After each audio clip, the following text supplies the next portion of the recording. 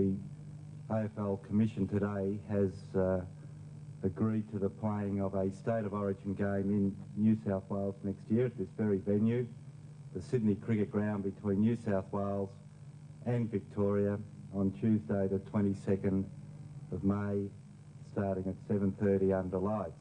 When AFL Executive Commissioner Alan Schwab made this announcement in Sydney last week, it sent a shudder through South Australia's football park corridors and a wave of disappointment throughout the state. There is no doubt that Victoria and South Australia are the two supreme football states in Australia. The records speak for themselves. The last decade has seen some great encounters. SA took the honours in '83 and was awarded the match in '84 following the VFL's insistence on using too many interchange players. The Vics hit back in '85 with a decisive victory, but the Crow Eaters answered with a winning treble in '86, '87 and the Bicentennial Carnival in '88. And then there was last year. 91,000 fans at the MCG saw Victoria hammer the visitors, and whilst the scoreline was one-sided, you had to admit it was now obvious that fans in both states would always support State of Origin football. So why would the AFL, with a guaranteed profit of $250,000 every time the two sides played, decide to take on New South Wales, which, with no disrespect, would struggle to get a kick in a street fight? Well, the AFL does believe, and certainly the clubs as well, that football in New South Wales, which is supportive of the AFL, is deserving of the opportunity of playing State of Origin football.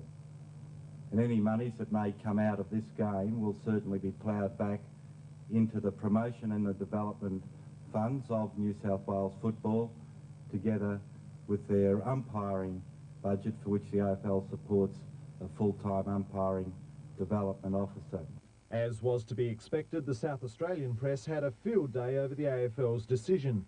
But the man you expected to be most angry, SANFL General Manager Lee Wicker, wasn't. Disappointed, yes, and diplomatic as well. I think the AFL have perfectly their own rights to decide who they play.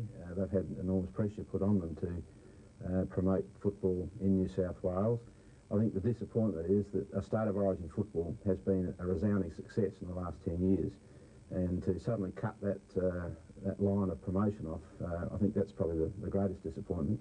But after all, we see the game bigger than just one decision, and that's the way we're going to approach it. So when the AFL runs out onto the SCG on May the 22nd to thrash New South Wales, South Australia will probably do the same to Tasmania at Football Park, with both clashes not worthy of much more than a yawn.